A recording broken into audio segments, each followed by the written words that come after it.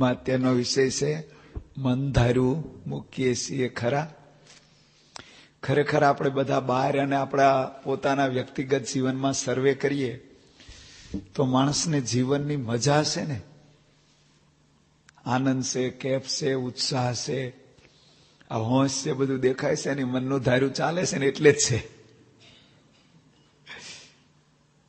હમણાં જ વાત કરી સ્વામીએ, પ્રમુખ સ્વામીનો ઉલ્લેખ કર્યો કે પ્રમુખ સ્વામી કહે છે કે મનગમતું મુકાવાનું થાય ને તો મરવા જેટલું કઠણ પડે છે.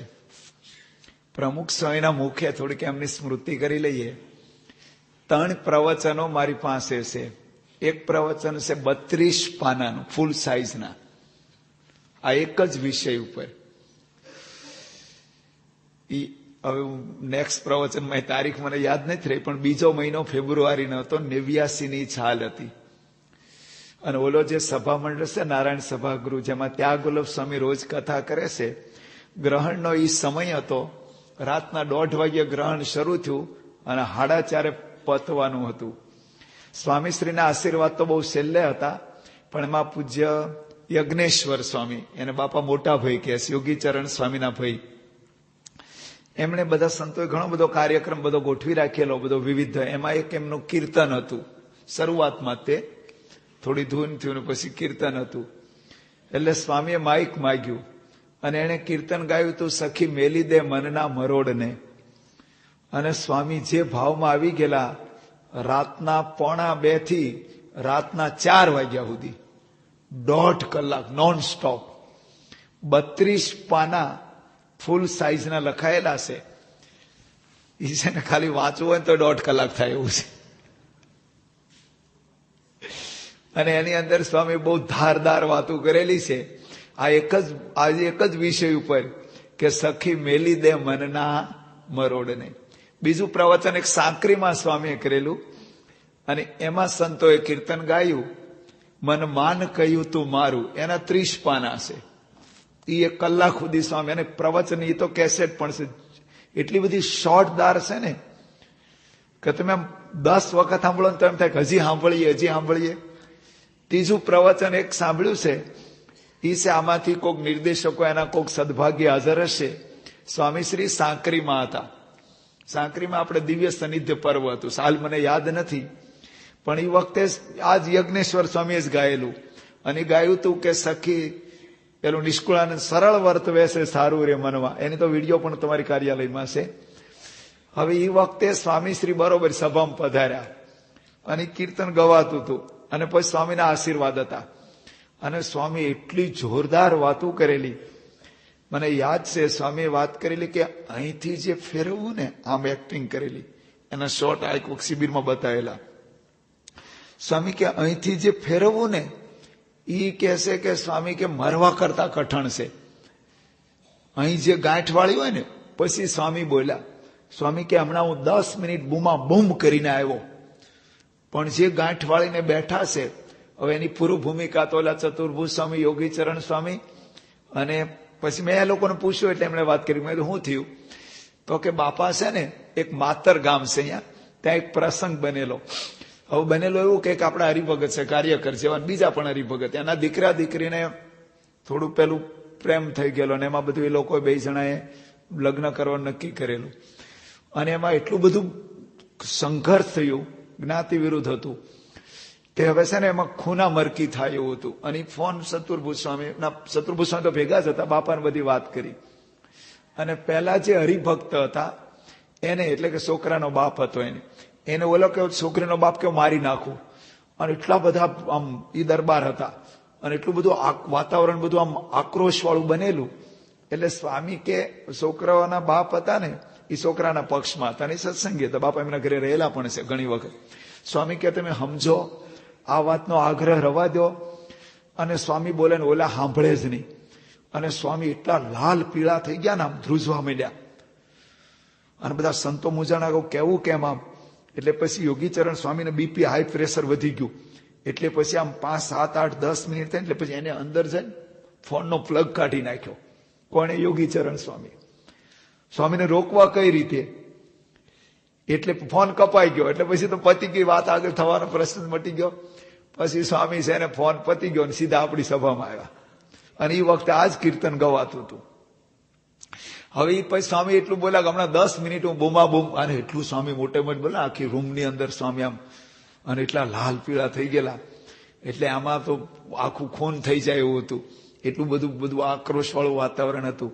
પછી સ્વામી બહુ બધું એ જે અંદર ઉભરો હતો ને એ બધું આપણી આગળ ઠાલવેલો, એની વિડીયો છે આપણી. સ્વામી કે અહીંયા જે ગાંઠ વાળી હોય ને, શું કે છે, આમ બહુ એક્ટિંગ કરેલી ઈ, અને મરવા જેવું નહીં, પણ મેં તો જોયું આપઘાત કર્યો છે. અરે સાધુએ જયારે પીધું છે, મન ગમતું મુકાવે માણસો, એનો અર્થ હું થયો, મરવાની વાત કરીને, મરવું હેલું છે પણ મન ગમતું મૂકવું કઠણ છે.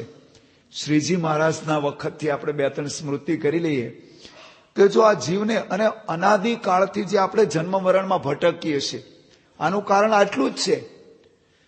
જન્મો જન્મથી આજ આપણો ઢાળ પડી ગયો છે મનગમતું કરવાનો. પ્રમુખ સ્વામી મહારાજ બીજી એક વાત કરે છે. સ્વામી કહે છે કે મનધાર્યું કરવામાં છે ને ભીડો નથી લાગતો. સમજણ પડી? ગમે એટલું રાતના ઉજા, એને મનમાં આધારો કે એક ખટારો ઈંટું અહીં પડ્યું હોય ને એને મનમાં ધાર્યું હોય ને કે મારા ગૌશાળા મૂકી આવીશ, બોલો રાતના 3 વાગ્યા સુધી એકલો મૂકી આવે, અને 2 ઈંટું પડ્યું હોય ને તમે કહો બહાર મૂકી દો, તમને શું નડે છે? અહીંયા પહેલેથી પડી છે, અહીંયા શાંતિથી કથા સાંભળો ને. શું કે એને છે ને, એને ધાર્યું હોય ને, મેં ધાર્યું હોય તો બોલો ખાધા પીધા વિના આમ છે ને 7 દિના ઉપવાસ કરી નાખું. હમણાં વ્રત કરે છે, હમણાં 6 મહિના 8 મહિના મીઠું નહીં ખાવાનું, તેલ નહીં ખાવાનું, આ નહીં. પણ એક ટમ જો ખાવાનું ન મળ્યું હોય ને, આવું ઉતરેલી કઢી જેવું મોઢું થઈ જાય, બૂમા બૂમ કરે, વ્યવસ્થા નથી ને આયોજન નથી ને ઢીકડું નથી ને, કારણ કે એને મનમાં ફિટ કર્યું નથી. બાકી એને ફિટ કર્યું હોય તો હાથ ઉપવાસ નિર્જળા કરી નાખે. અહીંથી ચાલતો નહીં, ઘણા લોકો જાય છે, લોકો ડાકોર જાય, અહીંથી તમે ધાર્યું હોય તો ગોંડલ ચાલતા જાઓ, પણ તમને કીધું હોય ને કે તમારા સભામાં બોલા પણ, અરે એટલી બધી દૂર સભા રખાતી છે શિયાળામાં, ખબર પડે છે કઈ? કારણ કે મનમાં ફિટ થયું. એટલે મનની ગાંઠ. મહારાજના જીવન ચરિત્રમાં 1-2 પ્રસંગો આવે છે. શ્રીજી મહારાજ એક વખત ગઢડામાં હતા, અને ભગાદોશી શિવલાલ શેઠના ફાધર, એને છે ને બહુ મોટા, તો ગર્ભ શ્રીમંત હતા, પહેલેથી ધનાઢ્ય હતા, અને નગરપતિ હતા બોટાદના. આમ તો જૈન હતા, પણ પછી બરોબર સત્સંગી થઈ ગયેલા. હવે મહારાજને એને મનમાં નક્કી કર્યું કે આપણે રસોઈ આપવી છે, એટલે ગઢડા ગયા. અને પછી મહારાજને મળ્યા, એટલે મહારાજ કે શેઠ શું પધાર્યા? કે મહારાજ દર્શન કરવા, મારા બધા સંતો જમાડવા છે, અને કે ઘેબર જલેબીની રસોઈ આપી છે. મહારાજ કેમ? કે હા મહારાજ નક્કી કરીને આવ્યા છે, ઘેબર જલેબીની રસોઈ આપી છે. મહારાજ કે જો હમણાં ગઢડા મંદિરનું કામ ચાલે છે, પૈસાની બહુ તંગી છે, એટલે તમે જે રસોઈના પૈસા હોય ને, બજેટ નક્કી કર્યું હોય ને કે આટલા રસોઈ ખાતે આપવા, એટલા તમે આ મંદિરના બાંધકામમાં આપી દો, અને અમે તમારી રસોઈ માની લઈશું. અરે કે હોય મહારાજ, હું તો રસોઈ આપવા આવ્યો છું. જો અંદર ડેટા ફિટ કરીને આવેલા, શું કે હું તો રસોઈ આપવા આવ્યો છું, તમે આ બધી આપણી વાત ક્યાં કરો છો? મારે તો રસોઈ જ આપીશ. મહારાજ કે એમ કે હા, તો મહારાજ એમ કરો, આ સંતો હમણાં ખોરી જાહેર ખાય છે, દુકાળ વરસે, અને બધું કાળી મજૂરી કરે છે, હાથ મહેનત બધું કરતા પહેલા તો. એટલે તમારા જે રસોઈના પૈસા હોય ને, એનો આપણે ઘઉં બાજરી લાવીએ, અને સંતો રોટલા કરીને ખાશે. અને એ ઘઉં બાજરી જ્યાં સુધી પૂગે ને, જ્યાં સુધી ચાલે ને, ત્યાં સુધી રોજ તમારી રસોઈ ગણાશે. અરે કે હોય મારે ઘેબર જલેબી કરાવવાના છે. શું કે છે? મારે ઘેબર જલેબી નહીં. મહારાજ કે દુકાળ વર અને હમણાં કોરા કડાકા ઘેબર જલેબી બધા તૂટી પડે, ગામમાં ખબર પડે, પબ્લિક વધી જાય, અને આ બધું ખૂટે, અને આ બધું ખર્ચો. અરે કે ડબલ રસોઈ કરાવીશું. ખૂટે કેમ ભલે ગમે તે થાય, પણ ઘેબર જલેબી જ કરવાની. મહારાજ કે હારું તાર ઘેબર જલેબી કરાવીને, અને ખરેખર હારું એ વખતે દુકાળ વર હોય ને, આમ બધું આવી હારી રસોઈ હોય ગામડામાં, એટલે કઈ ધાર્યું રહે નહીં. આપણે તો બધું છૂટા વાવટા હોય, રસોઈ ખૂટી, હો થયું, પણ ગમે એમ તો કે મહારાજ મારે આજ કરવું છે. પણ કહેવાનો ભાવાર્થ શું છે કે મનમાં જે બાપાએ વાત કરી કે ગાંઠવાળી હોય ને, પ્રમુખ સ્વામી મહારાજને મેં એકવાર પૂછ્યું મેં કે સ્વામી તમે તમારે અગર કોઈ વ્રત લેવા આવે છે કે મારે ખટરસ કરવા, તમે આશીર્વાદ આપો છો. ઓલો કે મારે ચાંદ્રાયણ કરવું છે તો એને આશીર્વાદ આપો છો. આ કે મારે ધાણા પાણા કરવા તો એને આશીર્વાદ આપો છો. મારે લિક્વિડ કરવું છે તો આમાં માયા આમ સણ પડતી નથી કે આમાં શું તમારી રુચિ છે. તમે બધા 10 જણે મેં જોયા, બધાને આશીર્વાદ આપ્યા. ખારું સ્વામી કે મનમાં નક્કી કરીને આવ્યો હોય ને આપણે આશીર્વાદ આપી દઈએ. સ્વામી મને કે મનમાં નક્કી કરીને આવ્યો હોય ને એને સ્વામી કે આપણે આશીર્વાદ આપી દઈએ. હમણાં સ્વામી હતા, આવ્યો ચાસણમાં હતા, જ્ઞાન વિવેક સ્વામી કદાચ અંદર હતા. પછી એક અમારા મંદિરની જમીનનો પ્રશ્ન ચાલે છે, એક ભગત છે. પછી કે મેં કીધું બધી વાત કરી કે આ બાથરૂમ રિપેર કરવાનું છે, આ જમીનનું. પછી વિવેક સાગર સ્વામી અડધો કલાક માથાકૂટ કરી. પછી બાપાએ 2-5 વખત વળવેલી બોલ્યા તો પેલા પકડી જ રાખ્યું. પછી સ્વામી મને હસતા હસતા કે મને કે હવે છે ને નહીં માને. હું કે છે સ્વામી કે હવે એ નહીં માને, કે મને કે જવા દો ને, એ નહીં માને, આવું બોલ્યા. તો જો સ્વામી બાપાને ખરેખર આપણે લાગે કે સ્વામી આપણે આમ કહેવાય કે સ્વામીના સેવક, ખરેખર આપણે મહારાજના વખતનો ઇતિહાસ છે ને આપણે બહુ આમ લાગે, પણ અત્યારે હારું આવું જ બને છે. ફૈબાની કથા તમે બધાએ 100 વખત કરી છે, મેં 100 વખત કરી છે, 100 વખત સાંભળી છે.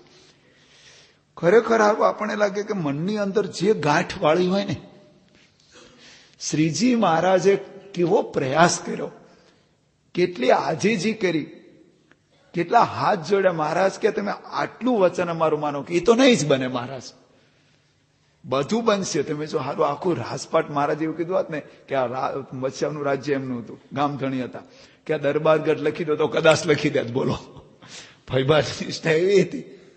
એમ કીધું આ બધું તમારા ઘરમાં જેટલા ઘરાણા મિલકત છે ને એનું વિલ કરી દો તો કરી દે. પણ મહારાજ કે આ મૂકો તો કે ઈ મૂકાશે નહીં.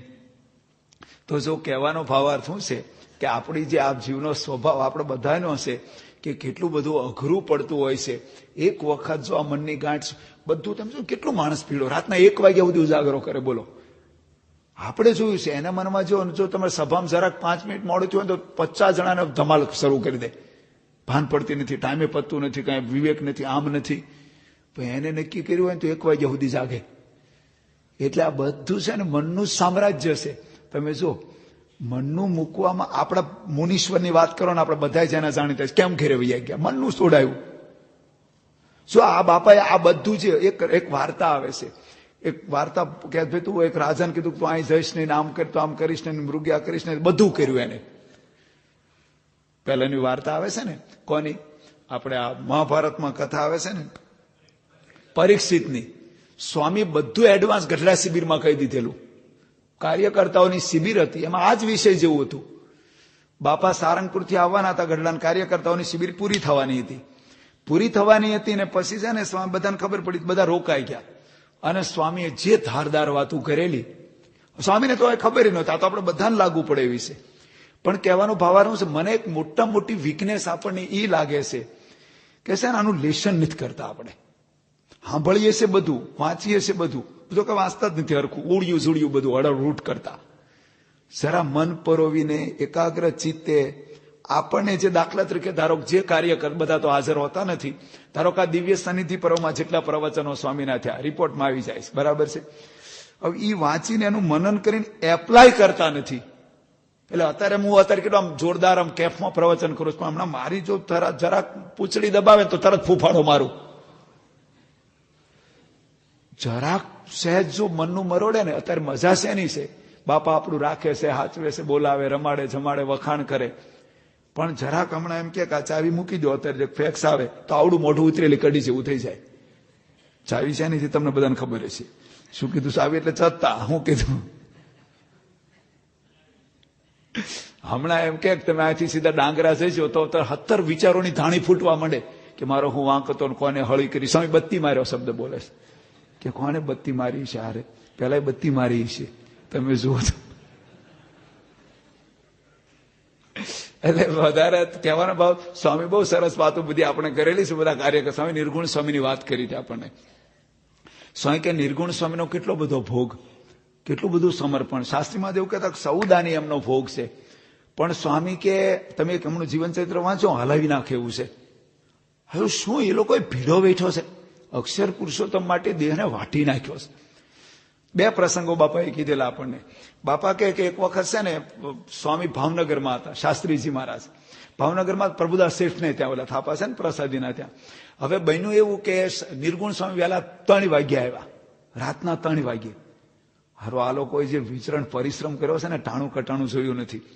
3 વાગ્યા આવ્યા કે શાસ્ત્રીમાં મળવું. શાસ્ત્રીમાં હુતા હતા તો શાસ્ત્રીમાં ઉઠાડ્યા. પ્રમુખ સ્વામી કે હું બાજુમાં હુતેલો નીચે, સ્વામી ઢોલિયા ઉપર હુતેલા. પછી સ્વામી હુતા હતા કે શું છે કે આમાં બોલ્યું એવું કે આપણું રિઝલ્ટ આવ્યું. બોરસદમાં આપણે ઈષ્ણાવનો કેસ ચાલતો. આપણે ઈષ્ણાવ મંદિરમાં સંતો ઉતરેલા અને એમાં એ લોકોએ કેસ કરેલો કે આ લોકો બંડિયા છે, વિમુખ છે, આ લોકોને સ્વામિનારાયણ સહેજ નહીં, એટલે કોઈ સ્વામિનારાયણ મંદિરમાં ઉતરવાનો આ લોકોનો હક દાવો રહેતો નથી. અક્ષર પુરુષોત્તમ સ્વામિનારાયણ સહેજ નહીં. પછી એના બધા જવાબો આપણે સામે એને કેસ કરેલો. બોરસદ કોર્ટમાં કેસ ચાલે એટલે આપણે બધા જવાબ તૈયાર. ભાઈ અક્ષર પુરુષોત્તમ એ સ્વામિનારાયણ છે ને અમે સાચા સ્વામિનારાયણ કઈ નથી એવું નહીં. શિક્ષાપત્રમાં વરસથી બધા મુદ્દા. એમાં પણ એ લોકોની વગ બહુ હતી અને બધી રીતે પહોંચ અને પૈસાની રીતે બધી રીતે. એટલે એમાં આપણા વિરુદ્ધમાં જજમેન્ટ આવ્યું. એટલે નિર્ગુણ સ્વામી બહુ દુઃખી થઈ ગયા અને પછી છે ને રિપોર્ટ લઈને ત્યાં ભાવનગર. પછી તો જજમેન્ટ તો આવી ગયું પણ એને મુદ્દા તૈયાર કર્યા. હરિલામૃત, હરિચરિતામૃત, સાગર, વચનામૃત એના આધારે આ બધા દાખલા, દલીલ, પ્રસંગો બધી નોંધીને આખો ખરડો તૈયાર કર્યો અને પછી એ કેસ નડિયાદ દાખલ કરવાનો હતો. એટલે નિર્ગુણ સ્વામી બધી વાત કરી કે આ બધા મુદ્દા છે ને આપણે ત્યાં રજૂ આપણા વકીલ દ્વારા કરીશું. શાસ્ત્રી મહારાજ હુતા હુતા રાતના 4 વાગે બધું સાંભળ્યું. પ્રમુખ સ્વામી કે હું બાજુમાં બેઠેલો અને પછી છે ને શાસ્ત્રીજી મહારાજ બધું સાંભળ્યા પછી એટલું બોલ્યા. શાસ્ત્રીજી મહારાજ કે આપણે છે ને મગનભાઈને પૂછીને બધું નક્કી કરીશું. હા કે હું મગનનો સમજણ છે. નિર્ગુણ સ્વામી પારો સડી ગયો. મગનભાઈ એટલે કોણ ખબર છે? આપણા સેક્રેટરી એડવોકેટ હતા અને ઈ આ કેસ લડેલા. આપણા મતલબ સુરત વાળા, સુરત ને મૂળ ભાદરના પણ સુરત રહેતા. અને નિર્ગુણ સ્વામી ઉભા થઈ ગયા કે હું હાલો તમે સમજતા નથી. મગનને બધું બગાડ્યું નહીં કે શાસ્ત્રીજી મહારાજ કે મગનભાઈ મળીને જ બધું થશે. અરે કે જાઓ તમારે જે કરવું એ કરો. હું તો હાલ્યો અને પોટલું લઈને હાલવા માંડ્યા. ધવળી દરવાજે પહોંચ્યા તો એટલે જયંતિભાઈ હતા, શેઠના ભાણા કે ભત્રીજા હતા. એ કે સાહેબ થોડી વાત તો કરો, આમ કથા વાર્તા. હે કે બેસ યાર. અને શાસ્ત્રી માતા મહિમાની વાત કરવા માંડ્યા. એ કે આ શાસ્ત્રીજી મહારાજ છે ને તમને આમ છે ને આવા પુરુષ નહીં મળે. એના માટે છે ને આમ નોછાવર થઈ જાવ તો કુરબાન છે. શાસ્ત્રીજી મહારાજ માટે દેહને વાટી નાખવું. અને એટલી મહિમાની વાત કરીને 1.5 કલાક સુધી તારે સ્વામી બધું આ પ્રસંગના સાક્ષી. સ્વામી કે આટલું બધું એમનું મનનું તોડી નાખે તો પણ કોઈ દિવસ એમને છે ને ભાવ ફેર થયો. બીજો પ્રસંગ એમને સોકડી વાળો કીધેલો. અત્યારે જ્ઞાનેશ્વર સ્વામીની ઓફિસ છે ને સારંગપુર એની ઉપર, એ ઉતારો એ વખતે બન્યો હશે. હવે બન્યું એવું કે એમાં નિર્ગુણ સ્વામીની રૂમ હતી, સંત સ્વામી રહેતા ત્યાં. તો નિર્ગુણ સ્વામી કે મારે એક સોકડી કરાવવી છે. શું લઘુ વાર લગનની તકલીફ ઉંમર થયેલી તે ઓલી બાજુ. આ વખતે વચ્ચેનો સંત નિવાસ કશો જ હતો નહીં. સભા મંડપ જે અત્યારે છે ને સારંગપુરમાં જૂનો લાકડા વાળો એટલો જ. ઓલી બાજુ ઠેઠ આપણી એક વાવ હતી, કૂવો હતો પગથિયા વાળો વાવ. ત્યાં સોકડી હતી, ખાડો નાવાનું બધું. તે ત્યાં લઘુ કરવા જવું પડે. સારું રાતના કેટલું જવું પડે દૂર, આપણે ગૌશાળા જેટલે થાય. તો કે કઈક સોકડી કરીએ એને નક્કી કરેલું. પછી શાસ્ત્રીમાને પૂછ્યું કે મારે કઈ સોકડી કરવી કે સોકડી નહીં કરવાની. શાસ્ત્રીમાં કે અરે કે મારે લઘુ પાણીની તકલીફ પડે. અરે કે બધું ગંધાય, કોઈ સાફ ન કરે,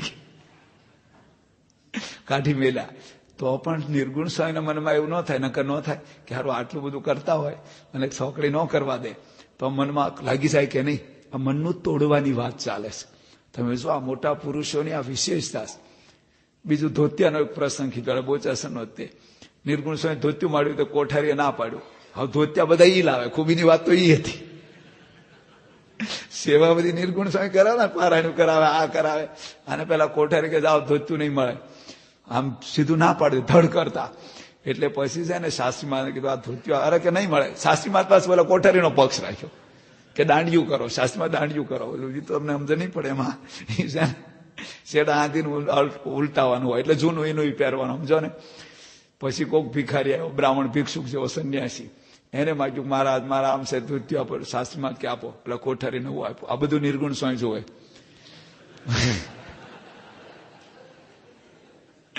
એટલે નિર્ગુણ સ્વામી કે આને ધોત્યું આપ્યું મને આપતા નથી.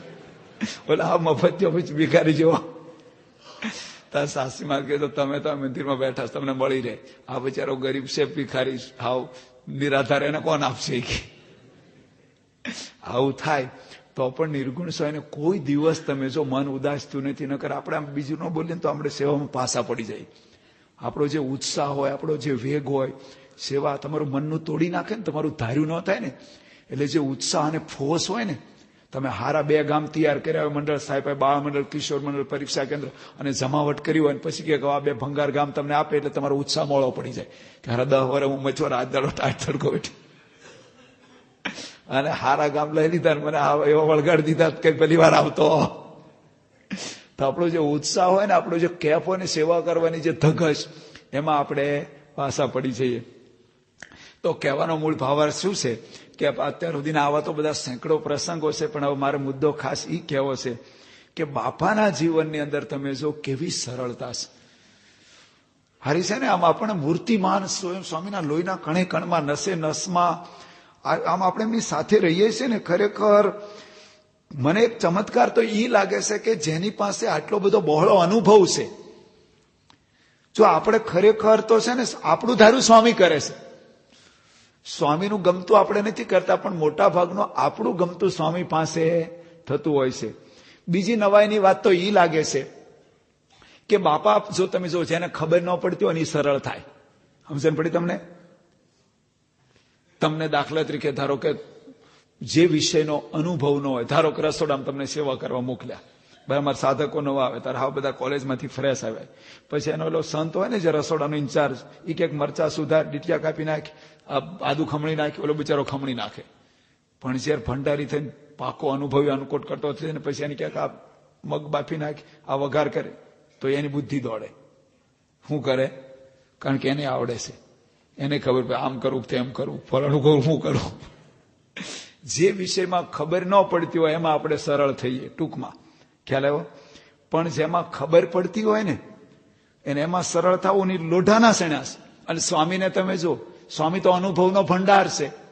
કોઈ પણ વિષયમાં, રસોઈમાં, ટ્રાન્સપોર્ટમાં, ટ્રાવેલિંગમાં, બધા જ વિષયમાં તમે જુઓ ને તો સાધુની લાઈફમાં 70 વર્ષ એના થયા, એક પાસામાંથી જે પસાર થયા. સ્વામી કે શાસ્ત્રીમાની કૃપાથી કોઈ માણસ આમ પ્રવેશ કરે ને મારી રૂમમાં, આમ બાણું ખુલે, આમ જોઉં ને એના 5 પગલા પડે ને તો મને ખબર પડી જાય કે હું કરવા આવ્યો છું. ઉલાટ ગુલાટ ગમે એ વાત કરે તો મને એની બાબા બોલે નહીં કાંઈ, પણ એની ખબર પડી જાય કે આની ચાલબાજી શું છે. એટલી ચપળ અને એટલી તીવ્રતા, એમની સાર બુદ્ધિ છે, બધું એને ખબર પડે. એનો અર્થ ટૂંકમાં તો હવે સ્વામી બાપા શું કે ખબર છે? સરળ થાય. શું કરે? સ્વામી પોતે કેટલા બધા એમના જીવનમાં જે સરળતા છે ને ગજબની છે. 2-4 પ્રસંગો જોઈએ. એક વખત બાપા છે ને ભાવનગરમાં હતા, 62ની સાલમાં, 82, આમ વિક્રમ સંવત પ્રમાણે 62મી જન્મ જયંતિ અને 82ની સાલ. પછી પેલા સરલાબેન બક્ષી કરીને હતા, એમનો બંગલો હતો મોટો, એમનો ઉતારો સ્વામીનો ત્યાં હતો. હવે સ્વામી પૂજા કરવા ગયા, જ્યાં જન્મ જયંતિની સભા હતી, જે આખો મહોત્સવ મંચ હતો એમાં. પછી સ્વામી ઉકાળા પાણી કરવા આવ્યા. ઉકાળા પાણી કરવા બેઠા, પછી સંતોએ વાત કરી, એમ જનમંગલ સ્વામી, કે 2 હીરાના મોટા વેપારી છે. હવે એને તો કાંઈ પડેલી નહીં, પણ અમને મોહ હતો, અમે તો એને તો હીરા ગણતા. એટલે એક જયરામ પદમસિંહ કરીને છે, જેપી જે બિલ્ડરનું કરે છે ત્યારે સુરતમાં, એના ભાઈ વલ્લભભાઈ કરીને હતા, અને બીજા એક માધવ સચ્ચિદાનંદ વાળા કોક હતા, 2 બંગલાવાળા મોટા હીરાના ઉદ્યોગ વાળા. તે કીધું એને ત્યાં લઈ જાય કંઈક ગુણ આવે. તો એ પધરામણી, એટલે સ્વામીને કીધું કે આપણે પધરામણી. તારે કીધું સ્વામી કે પણ આપણે તારે જન્મ જયંતિની સભા છે. ઓલા લોકોને પાછી વખતે અનુકૂળ નહોતું, તે કીધું કે અત્યારે સ્વામી જઈ આવ્યા, આગ્રહ કર્યો થોડોક. કીધું આમ રસ્તામાં જ છે. તો સ્વામી કે હારું. તે સ્વામી ઉકાળા પાણી કરી નીકળ્યા. એના ઘરને છે ને 2 દરવાજા હતા, મોટું ઘર હતું, ને આ બાજુ પણ રોડ ને આ બાજુ પણ રોડ. એટલે આ બાજુથી મુખ્ય જન્મ જયંતિની સભામાં જવા માટે મર્સિડીઝ ગાડી નવી જ આવેલી આગલા વર્ષે, ફર્સ્ટ ક્લાસ ડેકોરેટર કરી, અને આમ રીબી ને બધું, આમ એટલી ફૂલ ને કલરફુલ બધું તૈયાર કરેલી, સિરીઝ ને બધું લગાડીને ઇન્દ્ર વદને. અને સ્વામી નીકળ્યા આ બાજુથી, આમાંથી આમ વચ્ચેથી નીકળ્યા આ બાજુ. હવે ઈ જ આપા આગળ પેલું બોનેટ ખોલી, અને પેલા દીપુભાઈ કરીને હતા, દરબાર છે, અમદાવાદ રહેતા દીપુભાઈ, એ બધું ગેરેજના મેકેનિકલ સેવા, તે કંઈક જીપ બાણું ઓલું ઉપરનું ખોલીને હરખી કરતા. સ્વામી કે આપણે જવાનું છે ને, કીધું ગાડી ઓલી બાજુ. સ્વામી કે હાલો આમાં જઈએ, હવે આપણે ટાઈમ બચે ને. દીપુભાઈ બાણું ખોલ્યું તરત, વુડવાળી જીપ. સ્વામી જીપમાં બેસી ગયા, અમે બધા પાછળ બેસી ગયા હાથે, અને પધરામણી ઉપડ્યા. આમ કે સ્વામી કે આમ ક્યાં લઈ જાવ? કહેતા હતા ને આમ જન્મજયંતિની સભા બાજુ કે સ્વામી એક ઘર આમ છે. સ્વામી કઈ બોલ્યા નહીં. ત્યાંથી પછી આમ પધરામણી ગયા, અને ત્યાંથી જીપમાં બેહીને સ્વામી મોટી સભા ને જબરજસ્ત હજારો માણસોની જન્મજયંતિની મેઇન સભા. સ્વામી જીપમાં બેહી ગયા, ઓલી મર્સિડીઝ ગાડી શણગારેલી એમનામ ત્યાં ને ત્યાં પડી રહી. ખરેખર સ્વામીની જે સરળતા, નરસંડા કરીને ગામ છે, ત્યાં સ્વામી આવેલા. 1984 કે એવી સાલ હતી. અને પછી છે ને બાપા પધરામણી કરીને લગભગ 6-6:30 થયેલા, અને બોચાસણ આવવાના હતા. બોચાસણ આવવાના હતા ને પછી એક ભાઈ જીપ ઓલીના મેટાડોર, જૂની મેટાડોર ને હાવ ભંગાર બિચારા જૂની લીધેલી, એનું બાણું છે ને એની પ્લાસ્ટિકની દોરી આમ દોરડું બાંધી રાખેલું. પૂજન કર્યું. પછી કે બાપા આમાં તમે બેહો. એટલે સંતો કે બોચાસણ જવાનું છે, એ કે હું તમને બોચાસણ મૂકવા આવું. અને એવી ખખડધજ જેવી હતી.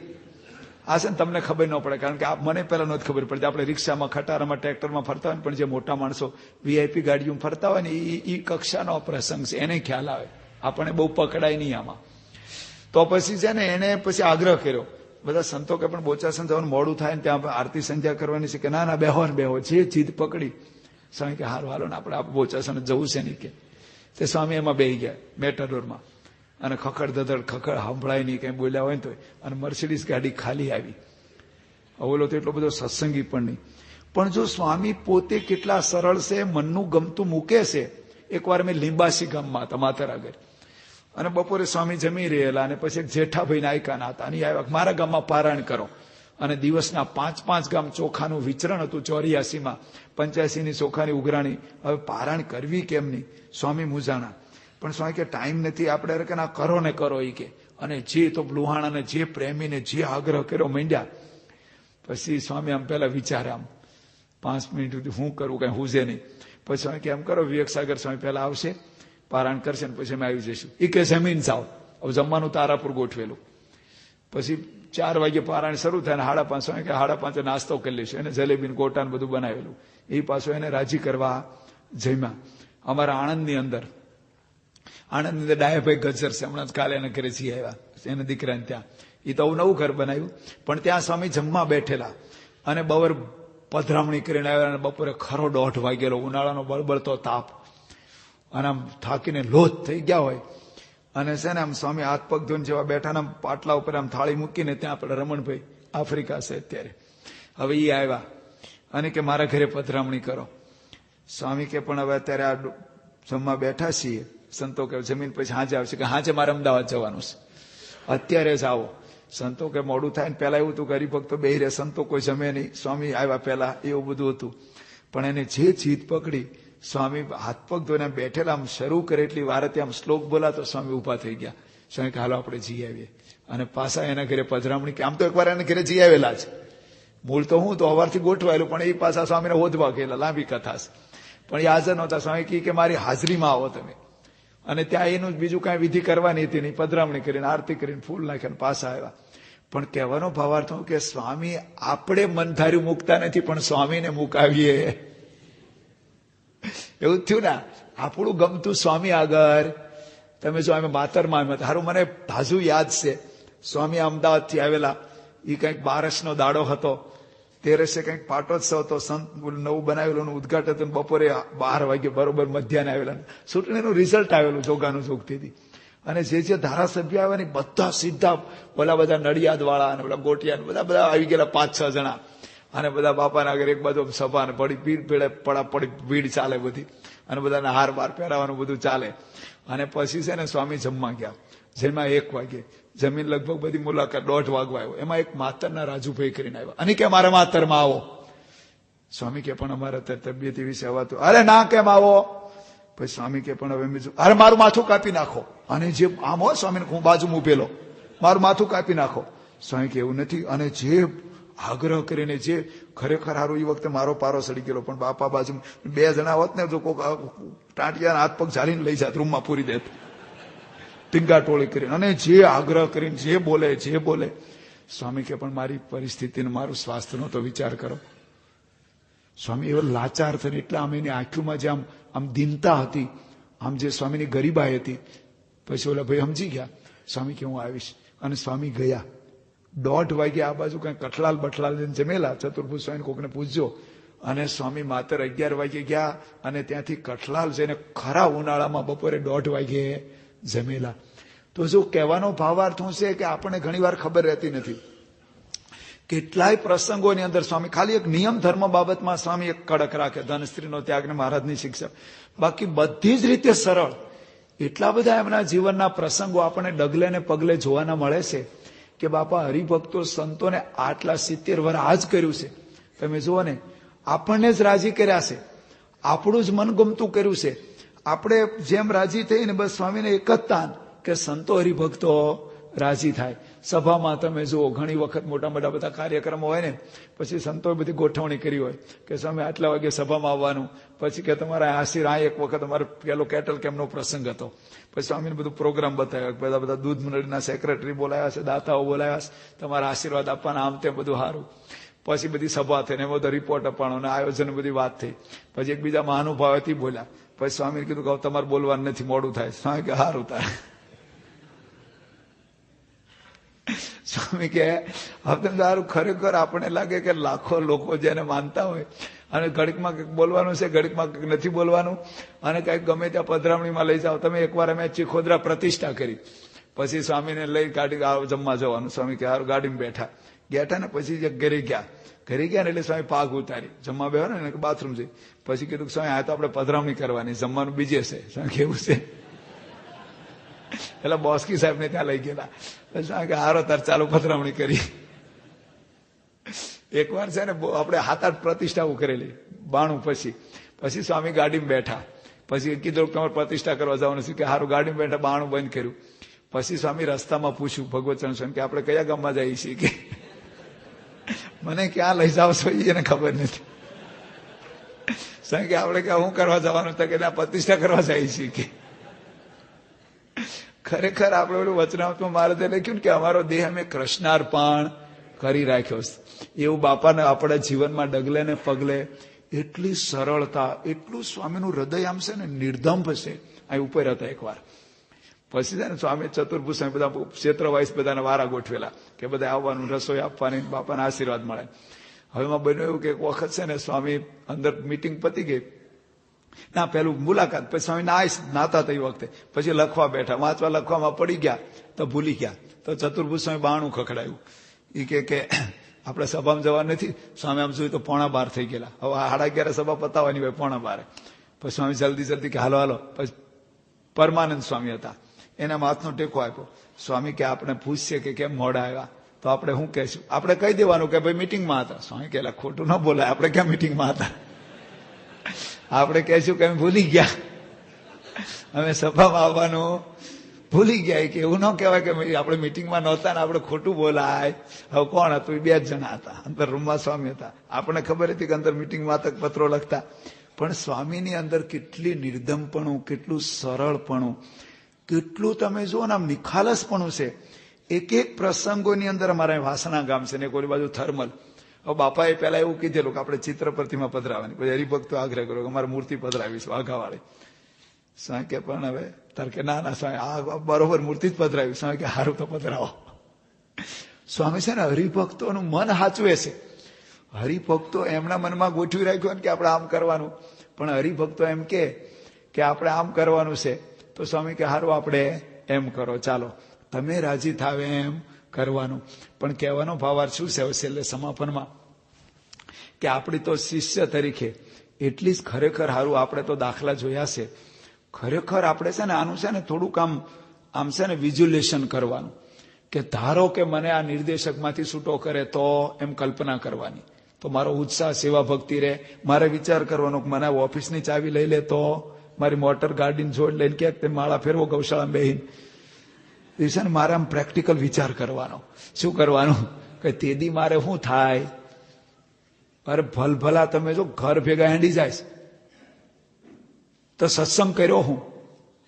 આપણે સમજણ શું કરી? આપણે આવ્યા છીએ એના માટે. નિષ્કુળ પેલા મુક્તાનંદ સ્વામી ભજનમાં લખ્યું કે મન મત થઈને તું કોટી સાધન કરે, કરોડ સાધન કરે ને બધું થાય. તમે જો 3 વાગે ઉઠાય ને ટાઢા પાણીએ નવાય ઉપવાસ થાય ને બધું થાય. માણસ ધારે કરે. લોકો ડાકોર ચાલતા જાય, દ્વારકા જાય, શ્રીનાથજી જાય, ફૂકા બોલાવી દે. તાણા પાણા ઓલા 13 મહિનાની વાત નહીં યોગી મહારાજ કરતા. નક્કી કર્યું હોય તો બધું કરી નાખે. પણ મન ગમતું મૂકવું હોય ને કાંઈ નહીં, ખાલી પંખાય ટેમ કે મન બધું કાંઈ નહીં. હું ગામડા ફરું, રસોઈ કરું, સુલા ફૂકું, પધરામણીઓ કરું ને ધાગા કાઢી નાખો એવું કામ કરું. પણ મન કે કાંઈ નહીં કરવાનું, પંખાય ટેમ બેહીને સોફા ઉપર માળા ફેરવો. બોલો અઘરું પડે. તાપમાં ફરવા કરતા પંખા હેઠે બેહીને માળા ફેરવાનું કે ને મન ગમતું મૂકવાનું આવ્યું. સાધના જ આ છે ખરેખર. તો સાધના એટલે હું આ તો બધું થાય. લોકો તપ કરે, વ્રત કરે, જંગલમાં ગયા, રાજપાટ છોડી દીધા. પણ મનનું તોડવું ને એ છે ને અઘરામાં અઘરું છે. અને એમાં જ મોટા પુરુષને કરાવવું છે. 500 પરમહંસો મહારાજે હું કરાવ્યું. અમુક તો મનમાં બેહે એવું જ નહોતું. બોલો, એ કે તમારે શિયાળામાં તળાવમાં ઉભું રહેવાનું, આનો હેતુ હું? હાલો, આપણે ઓછું મળે તો ખાઈ લેવું, ન મળે તો ચલાવી લેવું, એ સમજાય, જ્યાં ત્યાં જેમ તેમ ચલાવે. પણ શિયાળામાં કારણ વિનાનું હેરાન થવાનું કે નહીં? બુદ્ધિ બે ખોટી મફતની મજૂરી જેવું લાગે કે નહીં? તો હું કે પ્રશ્ન નહીં કરવાનો. પણ મહારાજ હું કે હું જે પ્રકરણ ફેરવું એમાં કોઈ પ્રશ્ન કરવાનો. અને હારું ખૂબીની વાત તો હું હતી, જે સામે હતા ને હાવ રોબર્ટ જેવા ને તો ચાલે. તમે જો જે હા બુડથલ ગાથડ જેવા હોય ને, તમે અમુક આ મામુડિયા તો ચોરા ખાડો ખોદ નાખ, તો બુદ્ધિથી વિચારે ને હું કરવા ખોદવાનો, એને ખોદવા માટે તરત. બરાબર છે. પણ જેને હૂજ પડતી હોય, આ બધા બુદ્ધિના ખાતા બ્રહ્માનંદ, નિત્યાનંદ, પ્રેમાનંદ બધા ધુરંધરો એક એક સંપ્રદાય ચલાવે એવા હતા. હવે એને બુદ્ધિને તાળું મારવું પડે કે નહીં? તમે જો આમાં છે ને હોશિયારી, બુદ્ધિ, તમારી આવડત, ડિગ્રી બિગ્રી બધું પડતું મૂકવું પડે. બુદ્ધિ બેહે જ નહીં. તમે જો ઘણા અમારા સારંગપુરમાં ટ્રેનિંગમાં, હવે પેલા રાહુલ સ્વામી ઓળખો તમે? એનો ઘરે બંગલો જોયો ને હુસ્ટનની અંદર, આમ આરો રાજાના મહેલ જેવો છે. એની ગાડી છે, મેં જોયે તમે જો એમ. એના પપ્પા મોટા મિલિયન આવકની આવક ડોક્ટર, એના મમ્મી ડોક્ટર, એનો ભાઈ પાછો ડોક્ટર, એ પોતે. અને ક્લિન્ટન ને બધા જે ભણેલા ને, જે કોલેજમાં, એમાં હારો ભણેલો. એની ફી તોડી નાખે $1,00,000 વર્ષે. એડવોક આવે, એને ક્યાંક વાસણ ઉટેક, આ સંડા સાફ કરી, બુદ્ધિ બે વર્ષે $2,00,000 કમાતો હોય, એને કે ₹2 કામ મારે કરે. તો શું આમાં બધું આ મનનું તોડવાનું જ છે. આ સત્સંગની અંદર તો ડગલે અને પગલે. એટલે તો સંતોએ ભજનમાં લખ્યું છે, સંતોએ લખ્યું કે તું રાત કહે તો રાત અને દિન કહે તો દિન, મનના ગાંઠો મેલીને તારા ચાંદે ચાંદ. કહે છે ને કે બધું મનનું મૂકીને મોટા પુરુષના વચનમાં, હવે કહે છે ને કે મનની ઈચ્છાઓ બધી મૂકવાની, તોડવાની. એટલે ટૂંકમાં સમાપનમાં એટલું જ કહેવાનું છે કે આપણે બધાની તો એ જ ભક્તિ છે, સ્વામીની અનુવૃત્તિ. બસ સ્વામીની રુચિ. આમ તો બધું આપણી રીતે થતું હોય છે. ક્યારેક કાંઈક ખાસ કોક વખત આપણે ગોઠવું હોય અને મોટા પુરુષ ચેન્જ કરે. બાપા તો બને ત્યાં સુધી છે ને હાચવે જ છે બધાને, કે બધા જેની જે રુચિ હોય ને આપણી રુચિ પ્રમાણે કરવા દે. પણ આપણી મોટી સાધના એટલી જ છે, આજ્ઞા પ્રમાણે શાસ્ત્રી મહારાજ, જોગી મહારાજને, પ્રમુખ સ્વામીને અને મોટા સંતોના બધાના જીવનમાંથી આપણને આ જ પ્રેરણા મળે છે કે મનનું ગમતું બધું મૂકવું અને મોટા પુરુષની રુચિ, અનુવૃત્તિ, આમાં તો બધું આવી જાય છે. આ નિયમ ધર્મ એમાં જ આવી. અમુક તો બુદ્ધિમાં બેહે એવું જ નથી. બોલો, ખરેખર બેહે એવું નથી. હારું આપણને લાગે કે આમાં શું છે, પણ આપણને ખબર ના પડે. પૂરો આ દિવાલ પાછળ શું છે આપણને ના ખબર પડે. બોલો, સ્વામી અત્યારે જે આ ટેકનોલોજીમાં, દાખલા તરીકે ધારો કે અમુક જે વાત કરે છે, અમારે સંતો કે કોમ્પ્યુટર ન વાપરવું, આ ઇન્ટરનેટ ન વાપરવું, તમારે આ ન કરવું. અત્યારે જે છોકરા નવા અમેરિકા, લંડન, ત્યાં કોમ્પ્યુટર જન્મ્યા, ઘોડિયામાં જ કોમ્પ્યુટર હોય, સમજી લો તમે. એના રમકડા જ કોમ્પ્યુટર ના હોય. હવે એને તે કારણે બુદ્ધિ બેહે ખરું, અંદર મન સ્વીકારે ખરું કે આ લાભદાયક છે, મોટા પુરુષ કે સાચું છે. ઘણી બધી એવી આજ્ઞાઓ હોય છે, આપણામાં બેહતું નથી. પણ મોટા પુરુષ કે પછી પ્રસંગો બને ત્યારે આપણને ખબર પડે કે આપણા લાભ માટે હતું ને આપણા સારા માટે હતું. તો આપણે તો સ્વામીના જ ચરણમાં એ પ્રાર્થના કરીએ, મહારાજના ચરણમાં, કે સ્વામીએ જે આપણને આ બધું જ્ઞાન આપ્યું છે, તો આપણા જીવનમાં એવી સરળતા, બાપાના જીવનમાં તો ડગલે ને પગલે આખું જીવન એમણે આપણા માટે આમ વહેતી ગંગા જેવું સરળ છે. તો એવી સરળતા આવે અને આપણું જે મનનું ધાર્યું, આપણા મનના જે ઠરાવ, આપણા મનની જે ગાંઠું, આપણા મનમાં જે નક્કી કર્યું હોય ને, એ મૂકીને એમની રુચિ પ્રમાણે, એની અનુવૃત્તિ પ્રમાણે, એની રુચિ પ્રમાણે, એની આજ્ઞા પ્રમાણે આપણું જીવન બને અને આપણા જીવનમાં પણ એવી સરળતા આવે. એ જ મહારાજ સ્વામીને પ્રાર્થના. અને